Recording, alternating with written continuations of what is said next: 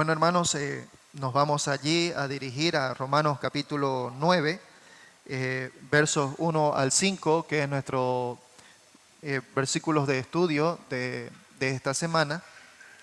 No sin antes recordar ese hermoso himno en el cual el apóstol Pablo nos habló en los versos 31 al 39. ¿Quién nos podrá separar del amor de Cristo? ¿No? No hay ninguna criatura, no hay ningún ser creado, espiritual o materialmente hablando, que pueda separarnos de su amor. No hay, dice el apóstol Pablo, ninguna cosa, no hay ni la muerte ni la vida, no hay tribulación, angustia, no hay persecución, no hay hambre ni desnudez, no hay ningún tipo de peligro o espada. ¿No? Nada de ello, no hay ángeles ni principados, no hay potestades, no hay ni lo presente ni lo porvenir, nada de ello nos podrá separar del amor de Dios que es en Cristo Jesús, Señor nuestro. Si bien Dios ha dado esto, es principalmente para aquellos quienes el Señor ha elegido de antemano, para los cuales el Señor predestinó de antemano en su omnisciencia, en su soberanía. Y lo lindo de esto es que Él tomó esta decisión bajo un criterio de conocernos a nosotros, nos conoció. Y no de manera colectiva, como que si fuéramos parte de un grupo inmenso y nos conoció así como de oídas nada más o de vista, sino de que Él nos conoció a profundidad. Así es que todo lo que es usted en su ser, todo lo que usted pudo haber sido en el pasado, Dios agarró en su gracia y quitó eso y lo puso a usted, lo revistió de nuestro Señor Jesús, y ahora en su nombre nosotros somos declarados justos. Bien, y al ser así, al venir a ser hijos de Dios, no hay nada que nos pueda separar de Él. Hermano, no hay ninguna circunstancia, por más adversa que ésta pueda ser, no hay ninguna situación, no hay ninguna criatura, ni aun siquiera, dice la palabra, ni siquiera el mismo Satanás, quien es el príncipe de este mundo, no tiene ninguna autoridad sobre nosotros. La Biblia allí en Primera de Juan dice de que aún ni siquiera el maligno, dice, puede tocarnos. En Primera de Juan capítulo 5, si no me equivoco.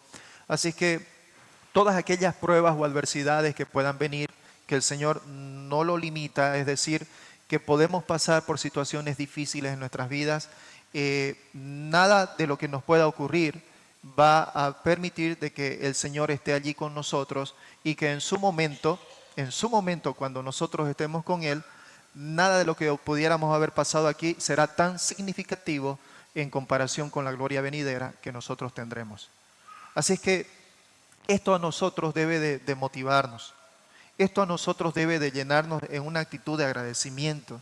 Esto a nosotros debe de llenarnos de regocijo y decir, Señor, gracias. Gracias por lo que tú has hecho por nosotros. Yo deseo profundamente de que usted y yo estemos en ese pensar y que esto sea trasladado en cada área de nuestra vida y podamos, estando en todo lugar, ser agradecidos con el Señor en cuanto a lo que Él ha hecho por nosotros por medio de su Hijo Jesucristo.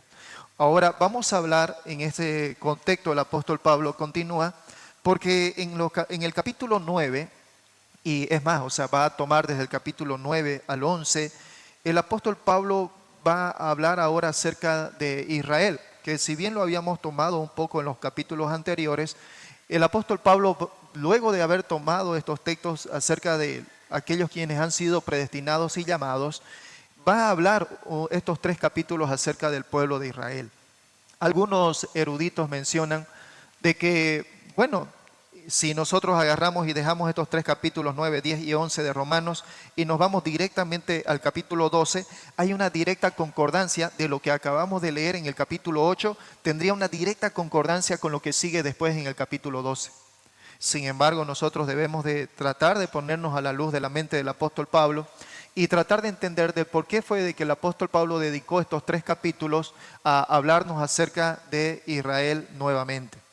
Así que vamos a ir, hermanos, del verso 1 del capítulo 9 de Romanos, hasta el verso 5, que es nuestros versículos de estudio. Dice allí: verdad digo en Cristo, no miento, y mi conciencia me da testimonio en el Espíritu Santo, que tengo gran tristeza y continuo dolor en mi corazón, porque deseara yo mismo ser anatema, separado de Cristo por amor a mis hermanos, los que son mis parientes según la carne, que son israelitas, de los cuales son la adopción, la gloria, el pacto, la promulgación de la ley, el culto y las promesas, de quienes son los patriarcas y de los cuales según la carne vino Cristo, el cual es Dios sobre todas las cosas, bendito por los siglos. Amén. Así es que el apóstol Pablo empieza a hablar acerca de esto que es importante, entendiendo primero de que el apóstol Pablo aún todavía no había llegado a Roma. Probablemente el apóstol Pablo está dando aquí algunas respuestas a algunos creyentes judíos que estaban guardando en su interior algunas cosas que eran importantes para ellos y que nosotros necesitamos también entender. La pregunta para muchos judíos en Roma, ya creyentes, pero aún todavía con ese arraigo de la ley en sus vidas. Ellos probablemente se estarían preguntando y quizás buscarían una oportunidad para preguntar a Pablo, ya que Pablo ha hablado de la justificación, ya que Pablo ha hablado de que todas las personas, los gentiles y los judíos, todos pueden ser salvos por medio de Cristo Jesús. Algo que era, por supuesto, para los judíos algo tremendamente diferente, algo que los judíos no podrían realmente entender, porque si la justificación viene por medio de la fe, y si la justificación viene por medio de nuestro Señor Jesucristo, entonces la pregunta para muchos israelitas sería: ¿qué ha pasado con las promesas de Dios a los patriarcas? ¿Qué ha pasado con esas promesas dadas? Aquello en lo cual Dios allí en Génesis, por ejemplo, capítulo 12, inicia con estas promesas dadas a Abraham: vete de tu tierra y de tu parentela. Luego lo continúa a través de Isaac, luego continúa en Jacob, y esto va hacia los 12 patriarcas de hijos de Jacob. Así es que son preguntas que por supuesto son importantes y en las cuales Pablo se anticipa a dar respuesta a los hermanos judíos que están en Roma para aclarar esto que realmente ellos seguramente tendrían mucho que pensar acerca de la salvación, ya que los judíos tenían, por supuesto, su propia concepción acerca de lo que era realmente para ellos la salvación. Para los judíos la salvación era simple. Uno es que los gentiles no tenían nada que ver con la salvación. Dos es que ellos eran los llamados a ser salvos. ¿Por qué? Por un aspecto racial. Soy hijo de Abraham, ¿no? Y además he sido circuncidado al 8º día. Y por supuesto, cumplo la ley. Para los judíos el hablar acerca de estos 3 puntos, para ellos en definitiva, ellos eran el pueblo amado de Dios y lo son, eso por supuesto no es discutible, pero ellos decían: no, por medio de esto nosotros entramos de cajón, entramos al reino de Dios. Sin embargo, Pablo va aquí a hablar acerca de este tema a los judíos, pero él lo va a hablar y muy bien lo vemos aquí, de que él está con un corazón compungido. Él está allí hablando con el corazón en la mano, con un genuino interés y un apasionado deseo espiritual de que no solamente los judíos cristianos conozcan a nuestro Señor Jesucristo, sino de que todo Israel en su conjunto llegue a conocer y a entender el Evangelio de nuestro Señor Jesús. Así es que allí están los israelitas, este pueblo en el cual creían de que por medio del Evangelio consideraban entonces de que Dios había abandonado todas aquellas promesas que Dios les había dado a ellos como nación. ¿Recuerdan ustedes la primera promesa dada allí como iniciando lo que iba a ser más adelante el pueblo de Israel en Génesis 12, cuando Dios le dice a Abraham: Abraham, vete de tu tierra y de tu parentela, y yo haré de ti una nación grande. Yo haré de ti una nación grande. Y luego la promesa más importante para nosotros como gentiles: en ti serán benditas todas las naciones de la tierra. Amados hermanos, estas promesas que fueron dadas los judíos realmente lo tenían allí y estaban como algo como cuando nosotros tenemos esta desazón aquí en la garganta y quiere tal vez ser explicado o dicho y no se puede quizás gesticular palabras para poder explicar lo que se siente, y eso era lo que los judíos en este caso sentían. Los judíos llegaron, por supuesto, a oír el evangelio. Ellos llegaron a decir en algún momento de que está bien, era justificable de que los gentiles lleguen a ser salvos y de que esta nueva idea que había llegado, esta nueva doctrina que había llegado para nuestro Señor Jesús, era válido para ellos, era válido para los gentiles, pero no para ellos como judíos, porque ellos evidentemente habían recibido la palabra de Dios. Ellos tenían allí como religión el judaísmo y ellos basaban su salvación en todos estos aspectos que Dios le había dado, además de también todos los aspectos ceremoniales en cuanto al culto, en cuanto a la adoración a Dios allí en el templo. Así es que para ellos no les cabía. Pablo tiene que tocar este tema. Él agarra y les hace recuerdo a los israelitas allí en el final de Romanos capítulo 11. Pablo le dice allí con autoridad divina a los israelitas, número 1, les dice de que nuestro Señor Jesús venía de Sión. Es decir, primero que ellos tenían que recordar es que nuestro Señor Jesucristo era descendiente de Israel. Nuestro Señor Jesús era judío, hablando a nivel de la carne, humanamente hablando, desde el punto de vista racial. Nuestro Señor Jesucristo era judío. Isaías capítulo 27, verso 9, le recuerda a Pablo estas promesas de lo que Isaías en algún momento también lo dijo. Isaías 27, 9 dice, de esta manera pues será perdonada la iniquidad de Jacob, y este será todo el fruto, la remoción de su pecado, cuando haga todas las piedras del altar como piedras de cal desmenuzadas, y no se levanten los símbolos de acera ni las imágenes del sol. Allí el Señor les está hablando al pueblo de Israel de que el Señor un día los iba a librar a ellos de su iniquidad. Un día iba a librarlos a ellos de toda esa cultura pagana en la cual ellos se habían impregnado, por lo cual ellos agarraron y desobedecieron a Dios y se metieron a la idolatría y vivían sus vidas en una doblez de corazón, porque por un lado iban al templo y adoraban, pero por el otro lado vivían sus vidas de una forma totalmente diferente a la que Dios vivía. Así que Pablo les recuerda esto de que ellos van a recibir como pueblo la salvación del Señor. Nuestro Señor Jesús también en algún momento les recordó eso. Cuando estando con la mujer samaritana, allí en el capítulo 4, el Señor le dijo a la mujer samaritana, ustedes piensan de una manera equivocada, porque ustedes adoran allá y adoran lo que ustedes no deben adorar. Pero ustedes deben de entender, dijo nuestro Señor Jesús a la mujer, de que la salvación viene de los judíos. Miren qué tremendo privilegio, humanamente hablando. Los judíos recibieron la palabra de Dios, los judíos recibieron la ley de Dios, los judíos recibieron todas aquellas promesas que Dios les dio. Y además de esto, el apóstol Pablo también les recuerda acerca de estos textos, juntamente con nuestro Señor Jesús, de que la salvación venía de ellos. La salvación, humanamente hablando, nuestro Señor Jesús venía de los judíos. Así es que es inconcebible, les decía Pablo más o menos en este aspecto, es inconcebible que Dios pueda llegar a rechazar, es inconcebible que Dios pueda olvidar a su pueblo, a Israel. Hermanos,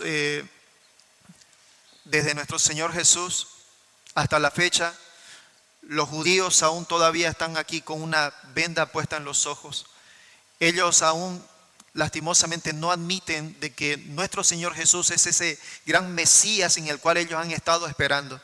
Y aún hasta la fecha ellos continúan esperando de que un día vendrá un caudillo y entrará allí por las puertas de Jerusalén y les dará salvación, pero no una salvación espiritual, sino una salvación física. Eso es lo que ellos tienen allí en sus mentes. Y sin embargo, nuestro Señor Jesús estuvo aquí hace 2000 años. El gobierno israelita ha tenido, aunque vienen por supuesto de un contexto histórico religioso muy marcado, sin embargo, los israelitas han tenido diferentes gobiernos religiosos, pero a la vez también entre medio de ellos han tenido personas ateas dentro de lo que han sido la administración de gobierno. Pero sin embargo, cuando Dios habla de ellos, habla de que este amor que tiene por Israel no se ha perdido. Qué lindo es para nosotros el poder saber de que Dios aún sigue amando a su pueblo Israel y que nosotros podemos seguir orando por su pueblo. Podemos seguir orando por cada israelita. Para mí, en mi mente aún quedó esa lectura cuando leía acerca de este hombre, de Richard Wurmbrand, que era un descendiente judío, a la cual cuando llegó a este país, si no me equivoco, creo que fue a Polonia, él llegó allí, un hombre pobre, recién casado con su esposa, y allí había entre sus vecinos un hombre, un carpintero, un anciano ya de la tercera edad, ya sus últimos días para morir, pero fue un anciano que estuvo orando al Señor, un creyente. En su pensamiento de este hombre, de este anciano, decía: Señor, dame la oportunidad de conocer a un judío. Señor, dame la oportunidad de conocer a una persona judía para evangelizarlo, para hablarle de tu palabra. Y allí llegó, como respuesta a este anciano creyente, llegó este hombre llamado Richard Wurmbrand, este joven. Y cuando el anciano llegó a saber que allí su vecino de barrio o de calle era un judío joven, este hombre dice, Richard Wurmbrand en sus propias palabras dijo: más allá de que este hombre agarraba y me hablaba la palabra de Dios, más allá de lo que me podría llamar la atención de la palabra de Dios, me llamó la atención el amor que este hombre demostraba hacia mí. Y Richard Wurmbrand fue una persona que realmente destacó en el Evangelio. En su momento se le llegó a llamar el Pablo de la cortina de hierro por el comunismo que estuvo allí en su país, que fue tan tremendo. Un hombre que fue alcanzado, un judío que fue alcanzado por un hombre pobre de la tercera edad, un carpintero. Hermanos, el apóstol Pablo llega aquí y él dice aquí en estos primeros textos, dice él: verdad digo en Cristo, no miento, y mi conciencia me da testimonio en el Espíritu Santo. El apóstol Pablo, él está allí empezando, él está declarando esa pesadumbre que él tiene por la incredulidad de quienes son los judíos, sus compatriotas. Esa dureza de corazón de ellos. Él dice: verdad digo en Cristo, no miento. Él da la autenticidad de sus palabras poniendo a nuestro Señor Jesucristo como testigo. Él tiene este gran pesar. Tengo, dice él, profunda tristeza y tengo continuo dolor en mi corazón. ¿A raíz de qué es que el apóstol Pablo menciona estas palabras? Es que lastimosamente allí los judíos que estaban tan puestos allí en su legalismo, en el cumplimiento de la ley, y es que ellos decían de que prácticamente hablar acerca de Jesucristo como Salvador es realmente algo iluso, es algo que no puede ser, es algo que realmente definitivamente no puede existir. Yo no sé si usted ha tenido la oportunidad de compartir con alguien, con algún judío acerca de la palabra. De manera personal, aún yo no lo he hecho, pero cada vez que yo tengo la oportunidad de poder ver un video acerca de cuando se comparte el evangelio con un judío, la reacción de estas personas son inmediatamente en una actitud de choque, de querer confrontar, porque a la perspectiva de ellos es de que eso es totalmente una blasfemia en contra de Dios. Y hermano, lo cierto es que también evidentemente eso pasa entre los gentiles. Lo cierto es que eso también ocurre hoy.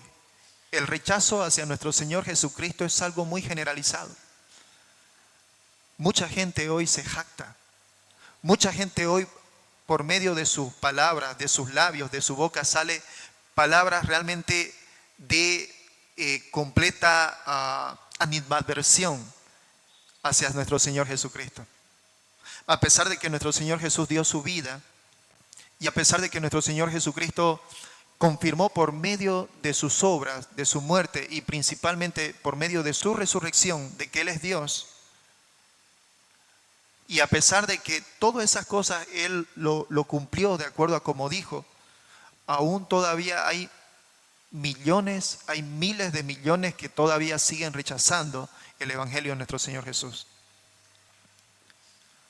Religiones como los musulmanes, religiones como el budismo, Religiones como el hinduismo, que practica el panteísmo, en lo cual los hinduistas, que son más de casi 1.500 millones de personas, practican un panteísmo en el cual ellos tienen millones de dioses y que aún todavía nuestro Señor Jesús probablemente podría ser uno más de esos dioses también, pero lastimosamente esto no les lleva a la salvación.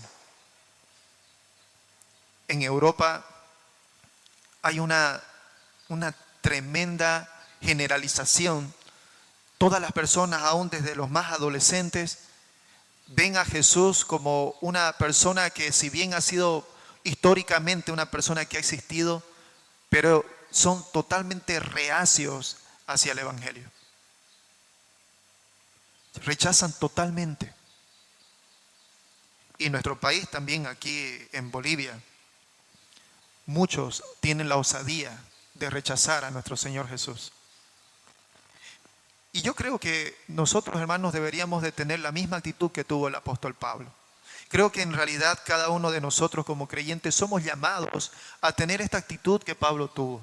Pablo agarra y pone su corazón allí en plena pesadumbre y dice: hermanos, cuánta tristeza tengo, cuánto dolor tengo en mi corazón por lo que son de mis congéneres, los mismos que yo, como judío. Tengo pesadumbre por ellos.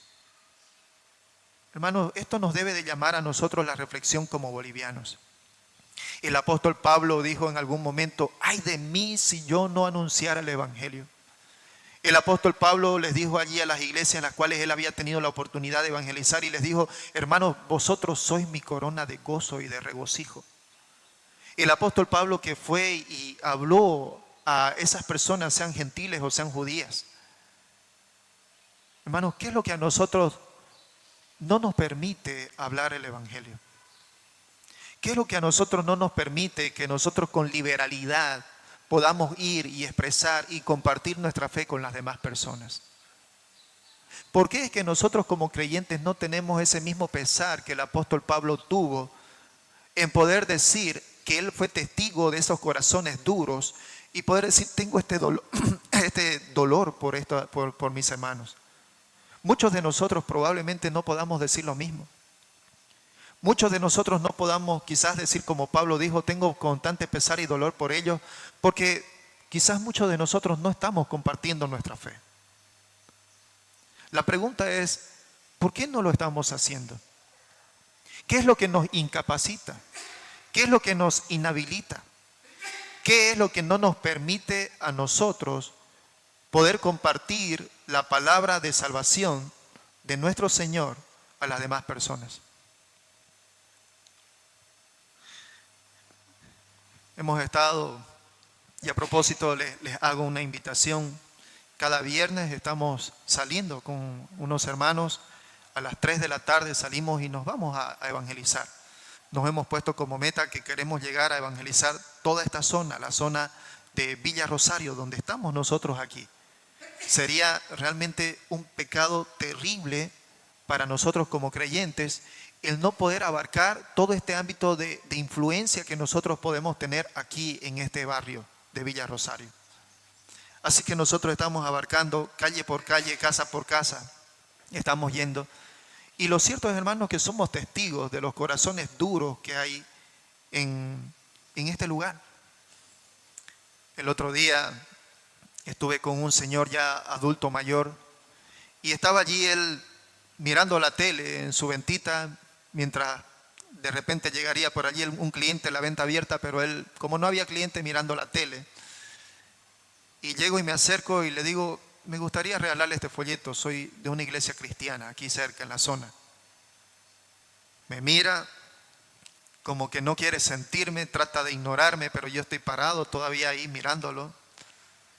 Y al final toma nomás la acción de agarrar y medio levantarse y recibirme el folleto. Y le digo: si usted me permite, quisiera tomar 5 o 10 minutos, si lo permite, para poder explicarle de lo que el folleto habla. Y me dice: no quiero escuchar. Y le digo: está bien, respeto su decisión, pero permítame decirle permítame decirle que esto es una oportunidad muy importante para usted de escuchar el Evangelio. Porque la palabra de Dios dice de que lastimosamente vendrá un día en que todos vamos a estar delante de nuestro Señor y que vamos a dar cuenta de lo que hemos hecho. Cuando Él me escuchó decirle esas palabras, inmediatamente su reacción fue: es por eso que no quiero escucharlo a ustedes. Porque cada vez que ustedes van a hablar acerca de eso, lo primero que están hablando es acerca de eso. Y por eso no me gusta. Hermanos, la palabra del Señor nos dice que Dios nos ama. Por eso fue que envió a su Hijo, nuestro Señor Jesucristo, a morir por nosotros. Pero eso no quita de lado de que nuestro Señor, además nuestro Dios, además de ser amor, porque primera de Juan 4:8 dice: el que no ama no ha conocido a Dios, porque Dios es amor. Nuestro Señor, además de ser amor, la palabra nos dice que otro de sus atributos y de su naturaleza de Dios es que Dios es justo y que Dios va a pagar a cada uno de acuerdo a lo que nosotros hagamos aquí en la tierra. Aún incluso cuando Pablo escribe su carta a los hermanos, dice: hermanos, nosotros seremos juzgados hasta incluso por cada palabra ociosa que ha salido de nuestra boca. El juicio de Dios realmente es tremendo, es fuerte. Aún nosotros tenemos que tener cuidado hasta incluso de lo que nosotros hablamos por nuestra boca. El apóstol Pablo mencionó y dijo: es que nosotros, hermanos, dijo, con nuestra boca agarramos y adoramos al Dios y Padre y alabamos, y por el otro lado nosotros maldecimos a las personas. Y eso, hermanos, no está muy lejos de nuestra realidad. Nosotros tenemos que tener cuidado. El apóstol Pablo tiene gran pesadumbre y deseo, queridos hermanos, que nosotros como iglesia, al igual que el apóstol Pablo, tengamos esa misma actitud. ¿A cuántas personas ha hablado usted de su fe en Jesucristo en esta última semana? ¿A cuántas personas ha hablado usted de nuestro Señor Jesucristo en este mes de julio? ¿A cuántas personas ha anunciado usted el Evangelio en el inicio de este año? Hermanos, si usted y yo no estamos compartiendo el Evangelio, es porque hay algo que evidentemente está mal en nuestras vidas. El apóstol Pablo le dijo a Timoteo: hijo mío Timoteo, ten cuidado. Pero lo que sigue le dijo: ten cuidado de ti y de la doctrina. Cada uno de nosotros, hermanos, tenemos que tener cuidado de nosotros mismos. Porque aunque el Señor nos ha dado nuevas capacidades, nos ha dado una nueva naturaleza por medio de su Espíritu Santo, entendemos también de que nuestra naturaleza vieja no ha muerto, sigue allí. Por eso es que el apóstol Pablo en Gálatas dijo: hermanos, están allí delante de ustedes su naturaleza vieja y la naturaleza de Cristo. Y a quien ustedes decidan darle la autoridad, es quien gobernará sobre ustedes. Porque ambas naturalezas están allí luchando para tener el control de sus vidas. Pero la decisión al final, hermanos, es nuestra. Yo les animo a que cada uno de nosotros revisemos cómo estamos delante de Dios. ¿Estamos viviendo el Evangelio? ¿Nuestras vidas están siendo un reflejo del verdadero Evangelio de nuestro Señor? En nuestras vidas, en nuestro andar, en nuestro caminar cotidiano, mientras estamos en casa, mientras estamos en el trabajo, mientras estamos en nuestro negocio, mientras estamos allí con las personas y aún cuando estamos aún a solas, ¿cómo es nuestro actuar y nuestro pensar delante de Dios? Algunas veces yo mismo me he llegado a una reflexión personal, porque cuando mi esposa por un tema de trabajo, alguna cosa ha salido y los niños también por allí, aún incluso quizás por haber ido a la cancha un rato a jugar, entonces allí me quedo solo. Y en ese quedarme solo es como un respirar de descanso, de no escuchar a los niños y jugar y corretear, ¿no? Y en ese momento viene mi pensamiento: ¿qué hago?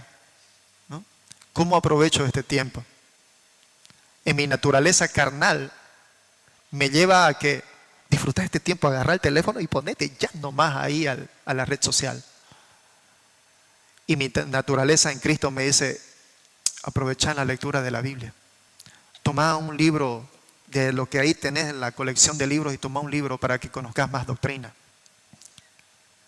Y ambos luchan entre sí para que yo no quiera hacer lo que quiero hacer. Y sin lugar a dudas esa es la lucha de todo creyente. Sin embargo, ahora aquí el apóstol Pablo está hablando a los judíos, está hablando a estos creyentes, y lo que vamos a continuar ya desde el verso 6 hasta el 13 es lo que nuestro Señor va a estar hablando de que si bien los judíos van a llegar a ser salvos, pero no todos los judíos como tal serán salvos. Aunque vienen de manera racial siendo hijos de Abraham, a pesar de ser racialmente hijos de Abraham, no precisamente van a ser salvos. Por eso es el pesar del apóstol Pablo aquí. Miren ustedes, a los ojos de los judíos, Pablo estaba contradiciendo por completo la enseñanza de Moisés. Hechos capítulo 13, versos 38 al 39, dice allí lo siguiente, en cuanto a este primer punto de los propósitos de Dios son inmutables respecto a la salvación. En el verso 38 y 39 de Hechos capítulo 13, dice allí el apóstol Pedro, dice, sabed pues esto, varones hermanos, que por medio de él, es decir, por medio de Cristo, se os anuncia perdón de pecados, y que todo aquello de que por la ley de Moisés no pudisteis ser justificados, en él es justificado todo aquel que cree. Los judíos que habían puesto su esperanza en el cumplimiento de la ley, y a pesar de que con honestidad no cumplían la ley, pero porque solamente ellos tenían la ley, ellos creían de que eran salvos, el apóstol Pedro le habla a esta multitud de judíos y les dice, hermanos, ustedes quienes no pudieron ser justificados por la ley, porque no pudieron cumplirlo. Ninguno de nosotros, ni judíos ni gentiles, podemos cumplir la ley a cabalidad. Ninguno de nosotros. Nadie de nosotros puede ser justificado por la ley. Porque la palabra de Dios dice que la ley es justa, santa y perfecta. La ley fue dada por Dios allí en Éxodo capítulo 20, Levítico también, Deuteronomio sigue recordando. Pero la ley fue dada al judío para que el judío pueda agarrar y pueda mirar el parámetro de Dios. Cuando Dios le dice, oye, aquí está mi ley y lo que tienes que hacer es cumplirlo. Pero ¿sabes qué? Tienes que cumplirlo de tal manera que no te equivoques absolutamente ni siquiera en un solo punto. Pero ¿qué es lo que sucede? ¿Quiénes de nosotros alguna vez ha intentado cumplir la ley de Dios? Cada vez que nos acercamos a una persona a compartirle nuestra fe, siempre entro a este punto crucial de la ley. Mi pregunta hacia esa persona es, ¿conoce usted los mandamientos de Dios? Y por lo general dice, sí, conozco algunos, recuerdo. ¿Cuáles son? Bueno, la Biblia dice, no matarás, no mentirás, no robarás. Y en base a esa respuesta que está dando, le digo, la Biblia dice no mentirás. Usted muy bien lo ha dicho. Le pregunto ahora, ¿usted nunca ha mentido? Inmediatamente hay una reacción. Y su conciencia le mueve a dar una respuesta. Y la respuesta siempre es, no, yo he mentido. Aunque sea esas mentiras piadosas a veces. Y le digo, con que usted ya ha agarrado y ha mentido así, usted ya es culpable delante de Dios. ¿Usted nunca ha robado? Recuerde que para Dios 10 centavos, 50 centavos, un lapicero, un borrador, como 10 millones de dólares, para el Señor no es la cantidad, sino el hecho. ¿Nunca ha robado? Al ratingo respira hondo y se la atraganta. Sí, alguna vez he robado. Entonces, de acuerdo a la ley de Dios, usted y yo estamos descalificados. Hermanos, la palabra de Dios nos muestra de que la ley fue dada justamente para que toda persona que de manera honesta quería acercarse a Dios y cumplir la ley, así mismo se daba cuenta de que no estaba en la capacidad de poder cumplirlo. De que no había ninguna manera de que podamos cumplir la ley al 100%. Por tanto, la palabra de Dios dice, por cuanto todos pecaron, están destituidos de la gloria de Dios. Ninguno de ellos, ni los judíos, ni nosotros los gentiles, podríamos ser para Dios justificados y por mérito personal entrar en su reino. Pablo escribe allí, o el apóstol Pedro en realidad en Hechos capítulo 13, como lo menciona. Hermanos, ustedes quienes no pudieron ser justificados por la ley, ahora quiero decirles, pueden ser justificados por medio de la fe en Cristo. Todas estas cosas nos recuerdan de que el apóstol Pablo estaba realmente con este dolor de ver a su pueblo amado en que ellos lastimosamente no podían ver a la manera en que Pablo estaba hablando el evangelio. El apóstol Pablo fue, por supuesto, igual que ellos. Qué interesante que viendo el contexto de vida del apóstol Pablo, la palabra allí nos muestra de que él agarró y fue uno de los perseguidores de la iglesia. Fue un fariseo, vivió de acuerdo a la ley, buscó a todos los del camino del Señor Jesús para agarrar y para matar o para agarrar y martirizar. Sin embargo, un día el apóstol Pablo fue llamado por el evangelio y él mismo se consideró a sí mismo como una persona completamente transformada por la palabra de Dios. Aquel que respiraba amenazas de muerte contra los discípulos del Señor. Un día él dijo, el Señor es mi fortaleza y por él sufro todo tipo de penalidades. Así que nuestro Señor llamó al apóstol Pablo. Él dice allí, tengo continua tristeza y dolor en mi corazón. Allí él está hablando acerca de esto a los judíos. Jeremías dijo algo similar también en aquella oportunidad cuando predicó o cuando habló a los judíos en su tiempo. Jeremías capítulo 9, 1 y 13, versos 15 al 17. Jeremías dijo estas palabras: si mi cabeza se hiciese aguas y mis ojos fuentes de lágrimas para que llore día y noche los muertos de la hija de mi pueblo. Él menciona e implora más adelante y dice, escuchen y oigan, no se envanezcan, pues Jehová ha hablado, den gloria a Jehová vuestro Dios, antes que haga venir tinieblas, antes que vuestros pies tropiecen en montes de oscuridad y esperen luz, y os la vuelva en sombra de muerte y tinieblas. Mas si no oyereis esto, en secreto llorará mi alma a causa de vuestra soberbia, y llorando amargamente se desharán mis ojos en lágrimas, porque el rebaño de Jehová fue hecho cautivo. Miren ustedes la forma como Jeremías agarra y expresa este dolor que sintió él también en su momento por el pueblo de Israel. El que fue llamado al pueblo de Israel y les decía, arrepiéntanse. Dios, si no se arrepientan, va a llevarlos cautivos con Babilonia. Arrepiéntanse ahora. Pero la soberbia de los judíos en aquel contexto de tiempo, lo cual no ha cambiado en nada hasta ahora, esa soberbia llevó a que lastimosamente los judíos sean llevados cautivos. Años 605, 597, 586 antes de Cristo fueron los 3 periodos en los cuales Babilonia agarró y llevó a todos los judíos para cautivos y solamente dejó ahí nada más a los pobres, a los pordioseros, los dejó allí. Y todos los muros, el templo, todo quedó destruido. Ese pesar que Jeremías tenía aún antes de que se concrete lo que Dios hizo, ese dolor es el mismo dolor que el apóstol Pablo tuvo. Y hermanos, ese mismo dolor es el cual nosotros debemos de pedirle también al Señor que ponga en nosotros. Esa empatía, esa pesadumbre, de que cuando vemos a una persona, sea pobre o rica, sea vecino o familiar, en que nosotros podamos ver a esa persona desde la perspectiva de Dios que necesita, al igual como nosotros en su momento necesitamos, necesita ser justificado por Cristo. Necesita oír el evangelio.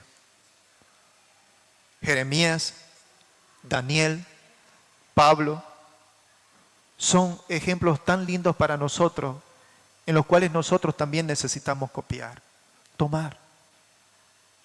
Usted tiene ese amor para con las personas quienes usted no las conoce, pero están allí. Usted siente el deseo cuando ve a una persona, siente el deseo llamado de Dios para compartir de su fe. Hermano, esto es algo en lo cual nosotros debemos de orar al Señor, y pedirle que cambie esto en nuestras vidas si nosotros no lo estamos haciendo.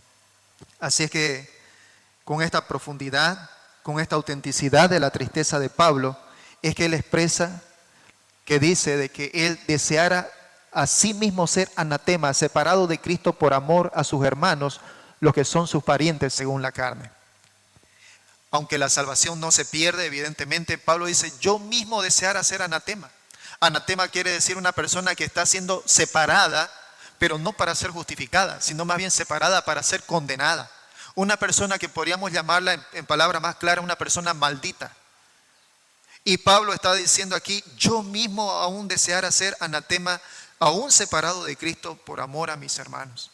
Si aún fuera posible de que si por medio de que en caso yo no fuera salvo con tal de que todo el pueblo de Israel, de quienes son mis hermanos, ellos pudieran ser salvos. Aquí evidentemente vemos de parte de Dios de que la salvación es dada por Dios. Y cada cual que llegue a ser salvo es siempre salvo. Nunca jamás perderá su salvación. Porque la salvación viene de Dios. Y Dios es quien sostiene también nuestra salvación. Nosotros no somos capaces de poder nosotros mantener nuestra salvación. Es Dios quien la mantiene en nosotros. Porque es su poder. Así es que Él hace esta hipérbole. Él está dispuesto incluso a renunciar a su propia salvación. Si esto de alguna manera hace de que su pueblo venga a ser salvo. Y allí en el punto 2 dice, los propósitos de Dios son inmutables respecto del pueblo que Él ha escogido. Allí lo vemos en los versos 4 y 5. Dice que son israelitas, de los cuales son la adopción, la gloria, el pacto, la promulgación de la ley, el culto y las promesas, de quienes son los patriarcas y de los cuales según la carne vino Cristo, el cual es Dios sobre todas las cosas, bendito por los siglos. Así es que cuando habla de la gloria, está hablando aquí de la manera en la cual nuestro Dios se manifestó a ellos. Éxodo capítulo 19, inicio del 20, cuando Dios descendió allí sobre esa montaña y la gloria de Dios fue manifestada.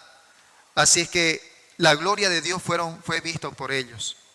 Nos muestra en Deuteronomio 5:24, dice, he aquí Jehová nuestro Dios nos ha mostrado su gloria y su grandeza, y hemos oído su voz en medio del fuego.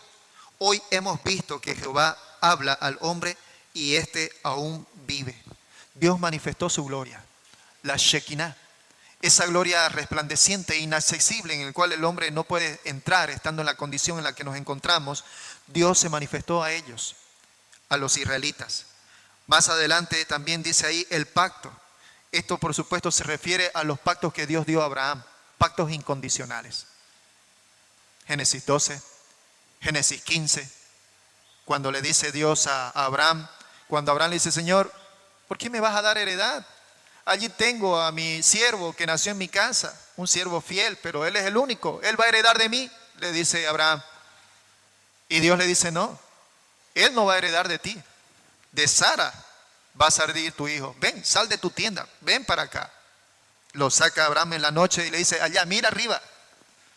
Y Abraham se pone a mirar las estrellas y le dice, Abraham, mira todas esas estrellas y cuéntalas. Porque así como tú no puedes contar las estrellas por incontables, así serán las personas que vienen detrás de ti. A esos pactos es lo que el Señor se refiere. Al pacto dado a David, allí también en segunda de Samuel, cuando le dice a David, David, de ti saldrá aquel que reinará eternamente, de tu lomo saldrá. Nuestro Señor Jesucristo es descendiente de David. Así es que nuestro Señor, cumpliendo sus promesas, habla también del culto, ese servicio sagrado, de todo lo que venía allí a ser el servicio levítico, la adoración que agradaba al Señor. Habla de todo ello, habla de las promesas dadas allí a los patriarcas, del Mesías, por ejemplo, también. Habla de los mismos patriarcas, de Abraham, de Isaac, de Jacob. Éxodo 3:15 dice, el Dios de vuestros padres, el Dios de Abraham, Dios de Isaac, Dios de Jacob. Él dice, Él me ha enviado a vosotros, dice Moisés, al pueblo de Israel. Así es que, hermanos, Pablo no deja de recordar al pueblo de Israel las tremendas promesas, los pactos. En esencia, Pablo habla a Israel y le dice, oigan, Dios no se ha olvidado de ustedes. Y aunque la salvación ahora es para todos por medio de la fe, aún ustedes todavía están en los ojos de Dios. Y hermanos, pero vamos a continuar, por supuesto, en los versos 6 al 13, la siguiente semana. Y vamos a ver exactamente, pero a quiénes es que Pablo se refiere. Porque en estos textos, versos 6 al 13, son realmente muy exquisitos y necesitamos nosotros entender también acerca de ellos. Bien, tenemos allí nuestro texto de memoria y con esto, hermanos, el desafío justamente es esto. Pablo tuvo realmente pesadumbre por sus hermanos en la carne. Para nosotros también es la misma responsabilidad. Esto no ha cambiado en nada. Para nosotros también el desafío es, ¿estoy compartiendo de mi fe a las demás personas? ¿Estoy compartiendo de mi fe? ¿Realmente siento un amor por ellos y una tristeza en cuanto a su rechazo de Dios? ¿O estoy viviendo yo mi vida de una forma tan laxa, tan relajada, que puedo ver aquí a 10,000 y no me mueve un dedo en compartir a ellos acerca de mi fe? Hermano, esto para nosotros es muy importante. Recuerde que un día nosotros vamos a estar allí y dice la palabra, nosotros seremos recompensados. Una de las recompensas que tendremos es justamente la corona de gozo, de regocijo, en haber compartido nuestra fe con otras personas. Bien, vamos a orar. Señor, te agradecemos, Padre, porque un día, Señor, tú nos llamaste y nos diste salvación. Fuimos predestinados por ti. Y hoy, Señor, parte de manifestar nuestra salvación es que nos reunimos aquí, Padre, para conocer tu palabra. Pero, Padre, entendemos que la vida cristiana no solamente significa eso. La vida cristiana es una vida de obediencia a ti. Una vida de obediencia en la cual tu Espíritu Santo nos ha capacitado y nos capacita. Y cuya meta, Señor, es que cada día seamos a la imagen de nuestro Señor Jesús. Y que nuestro Señor Jesús sea preeminente en nuestras vidas. Señor, ayúdanos.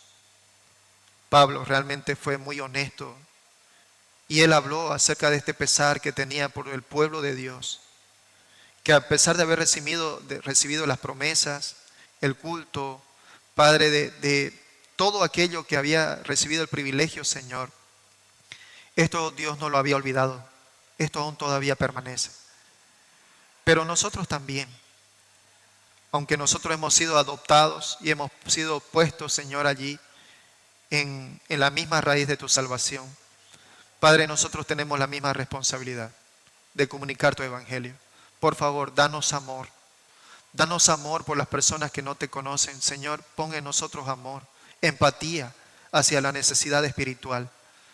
Señor, la gente que está afuera te necesita. Ayúdanos, llévanos, Padre, a vivir una vida agradable a Cristo, agradable a ti.